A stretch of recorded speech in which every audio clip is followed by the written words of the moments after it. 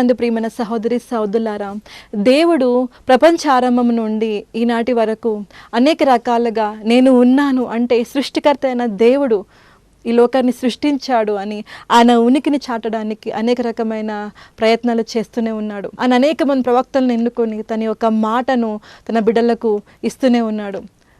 అనేక అద్భుత కార్యాలు, ఆశ్చర్యక్రియలు ఈ లోకంలో చేస్తూ తన ఉనికిని ప్రకటిస్తూనే ఉన్నాడు. అయినా కూడా ఈ లోకంలో చాలామంది ఇంకా దేవుడు ఉన్నాడా అని ప్రశ్నిస్తూనే ఉన్నారు. ఇక ముఖ్య విషయంలోకి వస్తే, ప్రభువైన క్రీస్తు యొక్క సువార్త ప్రపంచవ్యాప్తంగా ఎంత ప్రకటించబడుతున్నా, అనేక అద్భుతాలు, అనేక గొప్ప కార్యాలు, స్వస్థతలు జరుగుతున్నా, అనేక వాక్యం యొక్క శక్తి అనేక మంది హృదయాలను తాకుతున్నా సరే, ఇంకా అనేక మంది నిత్య మార్గంలోకి రాకుండా, రక్షణను తీసుకోకుండా అనేక మంది మరి రక్షణ లేని వారుగానే మిగిలిపోతున్నారు. ఎందుకు ఇలా జరుగుతుంది ప్రియమైన సహోదరి సహోదరులారా? ఎందుకు ఇలా జరుగుతుందంటే దానికి ఒక వ్యక్తి కారణము. ఆ వ్యక్తే సాతాను. అంటే దేవుడు ఎన్ని రకాలుగా తన ఉనికిని చాటించుకున్నా, ప్రభువైన క్రీస్తు యొక్క సువార్త ఎన్ని రకాలుగా ప్రపంచవ్యాప్తంగా ప్రకటించబడుతున్న అనేక రకాలుగా సాతాను ఆపుతూ ఉన్నాడు. అందుకని మనుషుల యొక్క హృదయాల్లో ఆయన వాక్యం వెళ్ళకుండా ఇంకా దేవుడు ఉన్నాడా అని ప్రశ్నించే వాళ్ళు అనేక మంది మరి క్రైస్తవులు కూడా ఉన్నారు. దేవుడు నిజంగా ఉన్నాడు. ఒక పాస్టర్ కొడుకు నా దగ్గరకు వచ్చి అడుగుతున్నాడు, ప్రార్థన చేయించుకున్నాడు, అంతా బాగానే ఉంది, ఆయన తండ్రికి 10 సంఘాలు ఉన్నాయి అని వచ్చి అంటాడు, సిస్టర్ దేవుడు నిజంగా ఉన్నాడా? ఒక పాస్టర్ కొడుకై ఉండి పుట్టుక నుంచి 30 సంవత్సరాలు వచ్చేంత వరకు దేవుని యొక్క సన్నిధిలో ఒక వాక్యంలో పెరుగుతూ ఉండి ఇంకా దేవుడు ఉన్నాడా అని ప్రశ్నిస్తున్నాడు అంటే సాతాను ఏ విధంగా ఆయనలో ఉన్నటువంటి ఆ వాక్యాన్ని ఎత్తుకుపోయిందో, ఆ విశ్వాసాన్ని ఎత్తుకుపోయిందో అర్థం చేసుకోండి. చాలామంది ఎన్ని చూసినా సరే ఇంకా నాస్తికులుగానే ఉన్నారు. చాలాసార్లు దేవుని యొక్క సువార్త అనేక మంది హృదయాల్లో నాటబడినా సరే వెంటనే దేవుని యొక్క వాక్యాన్ని మర్చిపోయి తిరిగి మళ్ళీ విగ్రహారాధనలో పడిపోతున్నారు. వీటన్నిటికి కారణం సాతాను. ప్రియమైన సహోదరి సహోదరులారా, సాతాను he's a deceiver. Satan he's a deceiver, he's a liar. ఆయన అబద్ధికుడు సాతాను. ఆ యొక్క సాతాను మోసం చేసేవాడు. ఆయన అబద్ధాలకు జనకుడు, అంటే అబద్ధాలు చెప్పేవారికి తండ్రి. ఆయన దగ్గర నుండే, ఆ సాతాను దగ్గర నుండి అబద్ధాలు మొదలైనాయి. మరి ఎందుకు సాతానుకు అంత దేవుని ఆరాధించేటువంటి బిడ్డలంటే, క్రైస్తవులంటే అంత అసహ్యం, అంత కక్ష, అంత పగ ఎందుకని కనుక మనం చూసినట్లయితే ఒకసారి యెషయా గ్రంథము 14వ అధ్యాయము 12వ వచనం నుండి 15వ వచనం మరియు హెజ్కేలు గ్రంథం 28వ అధ్యాయము 12వ వచనం నుండి 19వ వచనం వరకు మనం చదవాలి. దీన్ని బట్టి సాతాను ఎందుకు మానవ జాతిని దేవుని దగ్గర రాకుండా ఏదో ఒక రకమైన టెక్నిక్స్ ప్లే చేసి, మాయ చేసి, భ్రమలో పెట్టి ఆపుతుంది, ఎందుకు రక్షణలోకి రాకుండా సాతాను ప్రయత్నం చేసి మనం తెలుసుకోగలము. ఈ ఒక వాక్యం ఇలా రాసి ఉంది, సాతాను గురించి, తేజో నక్షత్రమా వేకువ చుక్క. ఈ వాక్యం ఇలా రాసి ఉంది ప్రియమైన సహోదరి సహోదరుల, సాతాను గురించి, తేజో నక్షత్రమా వేకువ చుక్క అని. అదే కింగ్ జేమ్స్ వర్షన్లో రాసి ఉంటుంది, ఓ లూసిఫర్ సన్ ఆఫ్ మార్నింగ్ అని చెప్పి. ఈ లూసిఫర్ అనే పదము ఒక లాటిన్ వర్డ్ నుంచి తీసుకోబడింది. అంటే ఒక వెలుగునిచ్చేటువంటి ఒక నక్షత్రం అను, ఒక వెలుగునిచ్చేదనిగాను అర్థం వస్తుంది. అదే హీబ్రూ బైబిల్లో హెలీల్ అని లిఖించబడి ఉంటుంది. ఏదేమైనా సరే తేజ నక్షత్రం అని ఎందుకు సాతాను గురించి రాసి ఉందంటే, ఆ యొక్క అధ్యాయాన్ని కనుక మనం చదివినట్లయితే యెషయా గ్రంథం 14వ అధ్యాయం మొత్తం మరియు హెజ్కేలు గ్రంథము 28వ అధ్యాయం పూర్తిగా మనం కనుక చదివినట్లయితే డైరెక్ట్గా కానీ కొన్ని, ఇండైరెక్ట్గా కొన్ని, ప్రవచన రూపంగా కొన్ని అక్కడ లిఖించబడి ఉంటాయి. ఈ యొక్క వాక్యంలో ఇలా రాసి ఉంది, సాతాను, ఈ లూసిఫర్ అనే వ్యక్తి ఒక అత్యంత ప్రతిష్టమైన దూతగా మండుతున్న రాళ్ల మధ్య సంచరిస్తున్నటువంటి వ్యక్తిగా ఉన్నాడు. మండుతున్న రాళ్ళు అంటే పరిశుద్ధాత్మకు సాదృశ్యము, దేవునికి ఒక పరిశుద్ధతకు సాదృశ్యము. పాపాత్ముడైన మానవుడు ఎప్పుడు కూడా దేవుడిని డైరెక్ట్గా చూడలేడు. అని ఒక పరిశుద్ధతను చూసిన ప్రతి మానవుడు మరణిస్తాడు. అందుకనే మోషే నిన్ను చూడాలని దేవుడిని అడిగినప్పుడు ఆయన 2 రాళ్ల మధ్య పెట్టి ఆ యొక్క సందును తన వెనక భాగాన్ని మాత్రమే చూయనిచ్చాడు. ప్రత్యక్షంగా తనను చూస్తే ఆ యొక్క పరిశుద్ధతను చూడలేక పాపాత్ముడైన మానవుడు మరణిస్తాడు కనుక ఆయన మోషేని చూడనివ్వలేదు. అలాంటిది అంత పరిశుద్ధుడైన దేవుని యొక్క పరిశుద్ధత మధ్య సంచరిస్తున్నాడు అంటే ఆనాడు లూసిఫర్ ఎంత పరిశుద్ధంగా ఉన్నట్టు. అంటే అప్పుడంతా నీతిగా, అత్యంత ప్రతిష్టమైన దూతగా దేవుని సన్నిధిలో లూసిఫర్ ఉండేవాడు. ఆ ప్రభువైన దేవుడు ఆయనకి సమస్తాన్ని ఇచ్చాడు, గొప్ప మహిమను, గొప్ప సౌందర్యాన్ని, వజ్ర వైడూర్యములతో. అంటే అంత గొప్ప సౌందర్యము దేవుడు అతనికి ఇచ్చాడని, అంత గొప్ప మహిమ అతనికి శక్తిని ఇచ్చాడని వాక్యం పలుకుతుంది. అవన్నీ పొందుకున్నటువంటి సాతానుకి హృదయంలో గర్వం మొదలయ్యింది. ప్రైడ్ గోస్ బిఫోర్ ఏ ఫాల్. ఎక్కడైతే గర్వం మొదలవుతుందో అక్కడ మనం పడిపోతాము. అది సాతాను దగ్గర నుంచి మొదలైంది ప్రియమైన సహోదరి సహోదరులారా. దేవుడు ఈ యొక్క భూమి ఆకాశంను సృష్టించక మునుపు, ఈ యొక్క లోక ప్రారంభం మునుపు ఎప్పుడైతే దేవదూతలను చేసుకున్నాడో అప్పుడు అంతా కూడా నీతి, శాంతి, సమాధానంతో అంతా సవ్యంగా ఉండేది. పాపం అన్న మాటకు కూడా అర్థం తెలియని స్థితిలో వాళ్ళందరూ ఉండేవాళ్ళు. అలాంటి సమయంలో పాపము హవ్వ ఆదం దగ్గర మొదలైందని అనుకుంటాము, కాదు. కానీ ఆ పాపము లూసిఫర్ దగ్గర, సాతాన్ దగ్గర మొదలైంది. ఎప్పుడైతే తన సమస్తాన్ని పొందుకొని నేను చాలా గొప్పవాడిని, నాకేంటి తక్కువ, నేను దేవునితో సమానంగా చేసుకుంటానని ఎప్పుడైతే ఆలోచించాడో అప్పుడు దేవుని వ్యతిరేకంగా పాపాత్ముడిగా యొక్క లూసిఫర్ దేవుని ముందు కనపడ్డాడు. అప్పటికి పశ్చాత్తాపడకుండా సాతాను తిరుగుబాటు చేసినట్టుగా వాక్యం పలుకుతుంది. హెచ్కేల్ గ్రంథం 28వ అధ్యాయం 12వ వచనం 15వ వచనం కనుక మీరు చదివినట్లయితే అక్కడ గర్వంతో నిండినటువంటి సాతాను ఈర్ష్యతో, అసూయతో ఉన్నట్టుగా, అక్రమంగా వర్తకము చేసినట్టుగా వాక్యం పలుకుతుంది. బహుశా ఆ యొక్క సాతాను, లూసిఫర్ దేవుని కుమారుడైన యేసుక్రీస్తు యొక్క స్థానం చూసి అసూయ చెంది ఉండొచ్చు. ఏ విధంగా అయితే గొప్ప మహిమ, ఘనత యేసు ప్రభువుకి ఆనాడు కలుగుతూ ఉందో అది తనకు కలగాలని చెప్పి అనుకుని దేవుని కుమారుని చూసి అసూయ చెంది ఉండొచ్చు. తనకు కూడా అటువంటి ఘనత కావాలని పోరాటం చేసి ఉండొచ్చు. ఏదేమైనా సరే, ఎంత సౌందర్యం కలిగినా సరే, ఎంత శక్తి కలిగినా లూసిఫర్ మర్చిపోయాడు ఏంటంటే ఆ లూసిఫర్ దేవుని సృష్టిలో ఒక భాగము. దేవుడు సృష్టిస్తే కానీ లూసిఫర్ సృష్టించబడలేదు, తనకంటూ తను సృష్టించబడలేదు. ఆ దేవునిలాగా ఆది అంతం లేని వ్యక్తి కాదు. ఆయన మొదలుపెట్టింది, ఆయన సృష్టించిందే దేవుడు. సృష్టికర్త కన్నా సృష్టి ఏనాడు గొప్పది కాదని ఆ లూసిఫర్ తెలుసుకోలేదు. అందుకని అసూయతో, ఈర్ష్యతో, గర్వముతో దేవుని వ్యతిరేకంగా పోరాటం చేశాడు. దేవుడు సృష్టించుకున్న మిగతా దూతలను కొంతమందిని తనతో పాటు చేర్చుకొని ప్రలోభపరిచి వారిని తన వైపు తిప్పుకుని దేవుని విరుద్ధంగా పోరాటం చేసేలా చేశాడు. ఆనాడు దేవుని యొక్క రాజ్యంలో గొప్ప యుద్ధం సంభవించింది. దేవుని దూతలకు మధ్య, సాతాను అతని దూతలకు మధ్య గొప్ప పోరాటం జరిగి దేవుని సన్నిధి నుండి సాతాను అతని దూతలు నెట్టివేయబడ్డారు. ప్రియమైన సహోదరి సహోదరులారా, అందుకనే సాతానికి మానవుడు అంటే అసహ్యము. దేవుడు ఎంతో ప్రేమతో తన చేతితో ఒక మాటతో ఈ లోకాన్ని చేసుకున్నప్పుడు చేతితో ఈ యొక్క మానవ జాతిని చేసుకున్నాడు కనుక, తన రూపమందు, తన స్వరూపమందు మానవ జాతి నిర్మించుకున్నాడు కనుక ఆ ప్రేమను బట్టి అసూయ చెంది దేవుడు ప్రేమించినటువంటి ఈ మానవ జాతి దేవుడి రాజ్యంలోకి వెళ్ళడానికి వీల్లేదు. తను ఎట్లయినా సరే ఆ అంత్య దినములో, తీర్పు దినమున ఒక నిత్య నరకాగ్నిలోకి వెళ్తాడు కనుక దేవుడు ప్రేమించే బిడ్డలను కూడా ఆ నిత్య నరకాగ్నిలోకి తీసుకువెళ్తే దేవుడు ఆ బాధ తట్టుకోలేడు. ఆ బాధనికి పెట్టాలని చెప్పి మానవ జాతిని మాయ చేస్తూ నిత్య నరకాగ్నిలోకి వెళ్ళేలా దేవుని యొక్క వాక్యాన్ని దొంగలిస్తూ మానవుడిని రక్షణ లేకుండా చేస్తున్నాడు. ఈ సాతాను సపోర్ట్ చేసేటువంటి దూతలన్నీ కూడా దయ్యాలుగా, దురాత్మలుగా సంచరిస్తూ మానవ జాతిని మోసం చేస్తుంది. అంతేకాకుండా దేవుని వాక్యాన్ని విని అంగీకరించిన వాళ్ళు, దేవుని వాక్యాన్ని విని కూడా మారు మనసు పొందకుండా అదే రకమైన పాపం జీవితంతో జీవించి మరణించిన వాళ్ళు అనేక మంది సాతాను రాజ్యంలోకి చేర్చబడుతూ దురాత్మలుగా, దయ్యాలుగా సంచరిస్తూ ఉన్నాయి. వాటి ద్వారా అనేక మంది దేవుని బిడ్డలు బాధించబడుతున్నారు. అంటే ఆ లోకంలో దేవుడికి ఉన్నటువంటి ఘనత తనకు కూడా రాలేదని చెప్పి ఈ లోకంలోని మనుషులను మోసం చేసి తను పూజించబడాలని సాతాను డిసీవ్ చేస్తూ, మోసం చేస్తూ తిరుగుతూ ఉంటుంది. అయితే ప్రియమైన సహోదరి సహోదరులారా, సాతాను ఏ విధంగా మోసం చేస్తుందని చెప్తున్నారే కానీ ఏ విధంగా మానవుడిని దేవుడి నుండి దూరం చేస్తుందో మనం ఈ వాక్యం ద్వారా చూద్దాము. అందులో మొదటిది ఏంటంటే దేవుడి యొక్క వాక్యము యొక్క మానవుడి దగ్గర వర్ధిల్లకుండా చేస్తుంది. మత్తయి సువార్త 13వ అధ్యాయంలో మనం చూసినట్లయితే విత్తువాడు బయలుదేరి విత్తనములు జల్లుతున్నట్టుగా ఉపమానాన్ని ప్రభువైన క్రీస్తు చెప్పారు. ఆ విత్తనములు విత్తేవాడు ఆ విత్తనాలు చల్లుతున్నప్పుడు కొన్ని దారి పక్కన పడ్డాయి, కొన్ని రాళ్ల మీద పడ్డాయి, కొన్ని ముళ్ళ కంపల మధ్య పడ్డాయి, కొన్ని మట్టి నేల మధ్య పడ్డాయి. ఈ దారి మీద పడినవి, ఈ యొక్క ముళ్ళ కంపల మీద పడినవి, రాళ్ళ మీద పడినవి ఇవన్నీ కూడా నశించిపోయినాయి. కానీ మంచి నేలపైన పడినవి వర్ధిల్లినాయి, ఫలించాయి.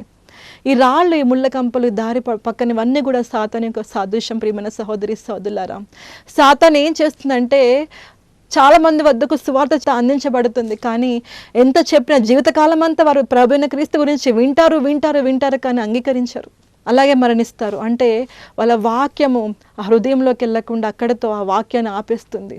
ఆ యొక్క హృదయాన్ని కఠినంగా మారుస్తుంది. ప్రియమైన సహోదరి సహోదరులారా, వారు కఠినాత్ములుగా, అంటే ఎంత విన్నా సరే ఆ యొక్క వాక్యాన్ని చలించవిని హృదయంగా, రాతి హృదయంగా వారి హృదయాన్ని సాతాను మారుస్తుంది. ఇక రెండోది ఏంటంటే వాళ్ళు కొంతమంది బలవంతంగా వాక్యాన్ని అంగీకరించి ప్రభువును అంగీకరించిన తర్వాత కూడా కొన్ని ఐహిక సుఖాల ద్వారా, అంటే లోకపు తలంపులు, శరీరపు కోరికలు, వాంఛల ద్వారా దేవుడి యొక్క వాక్యాన్ని వదిలిపెట్టి, దేవుని వదిలిపెట్టి మరి సాతాను యొక్క హస్తాన్ని పట్టుకుని వాటి కొరకు, అంటే ఎందుకు టెంపరీగా ఉండేటువంటి కొన్ని విషయాల కొరకు నిత్యత్వాన్ని ఇచ్చేటువంటి దేవుని యొక్క వాక్యాన్ని, దేవుని యొక్క నిత్యత్వాన్ని వదిలిపెట్టి వెళ్ళిపోయేటువంటి అనేక మంది ఉన్నారు. అంటే ఎప్పుడైతే దేవుని యొక్క వాక్యము ఒక మానవుడిలో పడుతుందో అప్పుడు ఆ మానవునికి ఐహిక సుఖాలను చూయించి, ఐహిక సుఖాల కోసము, ఇక వరల్డ్ ప్లెజర్స్ కోసము దేవుని వదిలిపెట్టేలా సాధన చేస్తుంది. ఆ విధంగా దేవుడి దగ్గర నుండి మానవ జాతిని దూరం చేస్తుంది. ఇక మూడవది ఏంటంటే, కొంతమంది ఆ యొక్క విత్తనం అనే వాక్యాన్ని వారిలో తీసుకుంటారు, కానీ ఆ యొక్క దేవుని గురించి కొన్ని శ్రమలు కానీ కష్టాలు వచ్చినప్పుడు వెంటనే భయపడి దేవుని వదిలేస్తారు. ప్రతి మానవుడు ప్రభువైన క్రీస్తుని అంగీకరించి ప్రతి మానవుడికి కంపల్సరీ పరీక్ష ఉంటుంది, కొన్ని శ్రమలు ఉంటాయి. ఆ యొక్క శ్రమను, కొన్ని కష్టాలను చూసి ఈ దేవుని నమ్ముకుంటే మాకేమొచ్చింది, అంతకుముందు ఆ విగ్రహార్థంలోనే మేము బాగున్నాము కదా అని ఆ యొక్క టెంపరీ విషయాల కొరకు, ఎందుకు పనికిరాని విషయాల కొరకు నిత్యత్వాన్ని వదులుకున్నటువంటి అన్యులు దేవుని బిడ్డలు అనేక మంది ఉన్నారు. అనేక మందికి కొన్ని కష్టాలు తీసుకొచ్చి తప్పకుండా దేవుడు వదిలిపెడతారని సాతానికి తెలుసు కనుక ఆ కష్టాల శ్రమలు భయంకరంగా తీసుకువచ్చి మానవుడు దేవుని వదిలిపెట్టేలా చేస్తుంది. అందుకనే యోబు విషయంలో కూడా దేవునితో వాదిస్తుంది సాతాను. దేవుని యొక్క రాజ్యంలోకి వెళ్ళి, నువ్వు యోబుకి అన్నీ ఇచ్చావు, అన్ని సంతోషాలు ఇచ్చావు, ధనం ఇచ్చావు, అన్నీ ఇచ్చావు, అన్నీ ఇస్తే ఆయన బాగా నిన్ను స్తుతిస్తాడు, ఉన్నాయన్నీ తీసేసేయి, అప్పుడు అతన్ని తప్పకుండా నేను దూషిస్తాడు చూడు అంటుంది. ఆ విధంగా మానవుడికి కొన్ని కష్టాలు ఇచ్చినప్పుడు దేవుని వదిలిపెడతారని ఆ కష్టాల శ్రమలు తీసుకొచ్చి సాతాను మానవుడిని దేవునికి దూరం చేసి సంతోషిస్తూ ఉంటుంది. అలా అనేక మంది రక్షణ కోల్పోయి దేవుని రాజ్యానికి దూరం అయిపోయి నిత్య నరకాగ్నిలోకి పడిపోయిన వాళ్ళు అనేక మంది ఉన్నారు. ఇక రెండో విషయం ఏంటంటే, ప్రియమైన సహోదరి సహోదరులారా, ఒక ఉపమానంలో ప్రభువైన క్రీస్తు విధంగా చెప్తారు. గోధుమలు జల్లినప్పుడు ఆ గోధుమల మధ్య దుష్టుడు వచ్చి గురుగులు, అంటే ఆ యొక్క ఫేక్ సీడ్స్ని జల్లి వెళ్ళినట్టుగా ప్రభువైన క్రీస్తు సంబోధిస్తాడు. అంటే ఈ యొక్క విత్తనాలు, ఇక గోధుమలు అంటే దేవుని యొక్క మంచి వాక్యము, దేవుని యొక్క మంచి సంఘము, దేవుని యొక్క మంచి దైవజనులు, దేవుని యొక్క మంచి క్రైస్తవులు, విశ్వాసులు. ఈ యొక్క ఫేక్ సీడ్స్, గురుగులు అంటే సాతాను ద్వారా అలాగే కనపడుతూ ఒక duplicate version, but they are from the demon, అంటే అలాగే కనపడేలా చేస్తూ ఆ యొక్క గోధుమలాగానే కనపడతాయి, కానీ వాటిలో దేవుని యొక్క ఆత్మ ఉండదు. అంటే వారిలో దేవుని యొక్క క్రియలు ఉండవు అన్నమాట. ఫేక్ చర్చ్, ఫేక్ ప్రీచర్స్, తప్పుడు సంఘము, తప్పుడు ప్రీచర్స్, తప్పుడు క్రైస్తవులు, తప్పుడు డినామినేషన్స్, తప్పుడు డాక్టరెన్స్, ఇలా అనేక వాటిని సేమ్ అలాగనే తీసుకొచ్చి నిజమైన సువార్త, నిజమైన చర్చ్ని, సత్యమైనటువంటి దైవజనులను మధ్య, ఇంకా అబద్ధం మధ్య కన్ఫ్యూజన్ ఇంకా క్రైస్తవులకు అన్యులకు క్రియేట్ చేస్తూ కన్ఫ్యూజన్ చేసి రాంగ్ వైపు, అంటే తప్పుడు సంఘాన్ని, తప్పుడు చర్చ్ని, తప్పుడు డినామినేషన్, తప్పుడు డాక్టరైన్ని, తప్పుడు దైవజనుల్ని వద్దకు వెళ్ళేలా చేసి మానవుని మోసం చేసి సాతాను యొక్క రాజ్యంలో చేర్చుకోబడుతున్నారు. సాతాను యొక్క రాజ్యంలో చేర్చుకుంటుంది సాతాను. ఒకనొక రోజు నేను ఒక చోట నా స్నేహితుల కోసం ఎదురు చూస్తున్న సమయంలో కొంతమంది తెల్లటి వస్త్రాలు వేసుకుని బైబిల్ పట్టుకుని రోడ్డు మీద వెళ్తున్నారు. నేను అనుకున్న వీళ్ళు సువార్త ప్రకటించడానికి వెళ్తున్నారు. సో నేను క్రైస్తవురాలని తెలుస్తుంది, కానీ నా దగ్గరికి రారు అనుకున్నాను. వాళ్ళందరూ డిస్పర్స్ అయ్యారు, తల ఒక చోటకి వెళ్ళారు. ఒక స్త్రీ నా దగ్గరకు వస్తుంది. వచ్చినప్పుడు నేను మీకు కొన్ని విషయాలు చెప్పాలి, మీరు సిద్ధంగా ఉన్నారని అడిగింది. నేను అన్నాను, నాకు అర్థమైందమ్మా, మీ చేతుల్లో బైబిల్ ఉంది, మీరు గాస్పెల్ చెప్తున్నారు, నేను ఆల్రెడీ క్రైస్తవురాలనే కనుక నాకు అవసరం లేదు, ఇంకా చాలామంది వాళ్ళకి చెప్పండి అన్నాను. పర్వాలేదండి, క్రైస్తవులైనా వేరే వాళ్ళం ఎవరైనా మాకు ఒకటే, మీకు ఒక విషయం చెప్పాలి బైబిల్లోని విషయాలు అని చెప్పింది. నేను చాలా ఆశ్చర్యపోయాను. ఏం చెప్తున్నాను వింటూ ఉండగా ఆమె బైబిల్ తెరిచి ఎన్నో రిఫరెన్స్ చూయిస్తూ అన్ని రాంగ్ గాస్పెల్, అంటే తప్పుడు మాటలన్నీ చెప్పుకుంటూ వెళ్తుంది. అసలు యేసు ప్రభు దేవుడే కాదండి, ఆయన లాంటి దేవుళ్ళు అనేక మంది ఉన్నారంట. ఇక తీర్పు దినమందు నూతన ఆకాశం, నూతన భూమి అన్నది ఉండదంట. ఇదే భూమి ఇలాగే ఉండి ఇక్కడే మనకి తీర్పు జరిగి ఇక్కడే మనకి నిత్యత్వం ఉంటుందని చెప్పింది. దాన్ని బట్టి అనేక రిఫరెన్సెస్ చూయిస్తూ ఉంది. ఇలా అనేక మంది కూడా ఆ తప్పుడు బోధలకి నమ్మి మోసపోయే వాళ్ళు ఉన్నారు. ప్రియమైన సహోదరి సహోదరులారా, మరొక రాంగ్ డాక్టరైన్, తప్పుడు బోధ మరొకటి ఉంది. అదేంటంటే బిబ్లికల్గా, అంటే బైబిల్ ఓపెన్ చేసి రిఫరెన్స్ చూపించే వాళ్ళు చాలామంది మోసం చేస్తూ ఉంటారు. మానవుడు మరణించిన తర్వాత పాపం నుండి విడుదల పొందుతాడు అని చెప్పి, అందుకనే ఎలాగైనా సరే మరణించిన తర్వాత పాపం నుండి విడుదల పొందుతాం కదా, ఇప్పుడు చేయాల్సిన పాపాలన్నీ చేసేయండి అని చెప్పి అనేక మంది ఆ తప్పుడు డాక్టరీన్లో ఉన్నటువంటి దేవుని సేవకులు కానీ ఆ సంఘంలో ఉన్న వాళ్ళు కానీ పాపాలు చేసుకుంటూ వెళ్తూ ఉంటారు, వ్యభిచారం చేస్తారు, అక్రమ సంబంధాలు పెట్టుకుంటారు, దోచుకుంటారు, దోపిడీలు చేస్తారు. ఇప్పుడు ఎన్ని చేసినా పర్లేదు, తర్వాత మీ మరణం తర్వాత విడుదల పొందుతాం కదా పాపం నుండి అని ఆ తప్పుడు డాక్ట్రిన్లో పెట్టి ప్రజలను మోసం చేస్తున్నటువంటి, ఆ తప్పుడు డాక్ట్రిన్లో పెట్టి ప్రజలను సాతాను మోసం చేస్తూ ఉంది. మరొకసారి ఒక బైబిల్ కాలేజ్కి నేను వెళ్ళినప్పుడు తెలియక ఆ బైబిల్ కాలేజీలో కూడా చాలామంది యవనస్తులను సమకూర్చి ఒక పెద్ద ఆయన అనే తప్పుడు బోధ చేస్తూ ఉన్నాడు. చాలామందిని కూడా తప్పుడు బోధలో ఆ యవనస్తులను పాడు చేసి ఈ లోకంలోకి వదులుతూ ఉన్నారు. వాళ్ళు వెళ్ళి మరొక కొంతమందిని మోసం చేస్తూ, ఈ విధంగా దుష్టుడు బైబిల్ని ఆధారంగా చేసుకుని తప్పుడు రిఫరెన్స్ చూయించేసి మానవ జాతిని మోసం చేసి నిత్య నరకాంలోకి నడిపిస్తున్నాడు. కొంతమంది అంటారు, ప్రభువైన క్రీస్తు గురించి ప్రకటించాలంటే సువార్త మాత్రమే చెప్పాలి, ఈ అద్భుతాలు ఈ స్వస్థతలు లేవు అని చెప్పి. వాక్యం ఏం పలుకుతుందంటే, మీరు వెళ్ళి సర్వలోకానికి సువార్త ప్రకటించండి, అనారోగ్యంతో ఉన్న వాళ్ళకి వారి కొరకు ప్రార్థించండి, దురాత్మలతో బాధపడుతున్న వారికి విడుదల కొరకు ప్రార్థించండి, ఆ దయ్యాలను వదలగొట్టండి, స్వస్థతల కొరకు ప్రార్థించండి అని వాక్యం పలుకుతున్నప్పుడు వీళ్ళు అవి చేయలేరు కనుక మొదటి భాగాన్ని మాత్రమే తీసుకుని, అంటే దేవుడు మహిమ లేనివాడు అనమాట, దేవుడి శక్తి లేదు. వాక్యం అంటే ఈజీగా ఎవరైనా చెప్పవచ్చు కనుక చెప్పవచ్చు కనుక శక్తి లేని విధంగా దేవుని వాక్యాన్ని చూపిస్తాడు. దేవుని వాక్యం పలుకుతుంది, ప్రభువైన క్రీస్తు నిన్న నేడు నిరంతరం ఏకరీతిగా ఉండేవాడు. ఆయన ఒకప్పుడు అద్భుతాలు చేస్తున్నప్పుడు ఈనాడు అద్భుతాలు చేయలేడా? ప్రియమైన సహోదరి సహోదరులారా, ఆయన నిన్న నేడు నిరంతరము రేపు కూడా ఒకేలాగా ఉన్న వ్యక్తి అయితే ఆయన అప్పుడు చేసేటువంటి అద్భుతాలు ఇప్పుడు కూడా చేయగలిగినటువంటి శక్తిమంతుడు. అంటే వాక్యాన్ని ఆధారంగా చేసుకుని తప్పుడు వర్సెస్ తప్పుడు రిఫరెన్స్ చూయించి ఫేక్ డాక్టర్స్ తీసుకొచ్చి అనేక మంది అన్యులను, అనేక మంది క్రైస్తవులను రాంగ్ మార్గంలోకి, తప్పుడు మార్గం నడిపించి రక్షణ కోల్పోయేలా చేస్తున్నారు ప్రియమైన సహోదరి సహోదరులారా. అందుకనే వాక్యం పలుకుతుంది, సాతాను వెలుగుదూత వలె వస్తాడు. అంటే సాతాను 2 కొమ్ములు పెట్టుకుని భయంకరమైన ఆకారంతో దయ్యంలాగా కనపడ్డు, వెలుగుదూత వలె క్రీస్తు ప్రభుల పరిశుద్ధంగా కనపడతారు. మన మధ్యనే ఒక మంచి సంఘంలాగా, ఒక మంచి దైవజనుల్లాగా, ఒక మంచి క్రైస్తవులకు మన మధ్య సంచరిస్తూ మానవుల్ని మోసం చేస్తూ ఉంటారు. చాలామంది నాకు ఫోన్ చేసి చెప్తూ ఉంటారు, సిస్టర్ దైవజనుడండి, సిస్టర్ చాలా బలమైన ప్రార్థన పరుడండి, సేవకుల కుటుంబంలో జన్మించిన వాడండి, అన్నీ తెలిసి మా అమ్మాయినిచ్చి పెళ్లి చేస్తాము, అతనే మోసం చేశాడు. చాలా దైవజనుల కుటుంబంలో జన్మించింది, బాగా ప్రార్థన పరురాలని చెప్పేసి ఆ అమ్మాయికి ఇచ్చి చేస్తాము, ఆఖరికి ఆమె ఇలా నా కుమారుని మోసం చేసింది అని. ప్రియమైన సహోదరి సహోదరులారా, అందుకనే వాక్యం పలుకుతూ ప్రతి ఆత్మను నమ్మకుండా ఆత్మను పరీక్షించండి అని.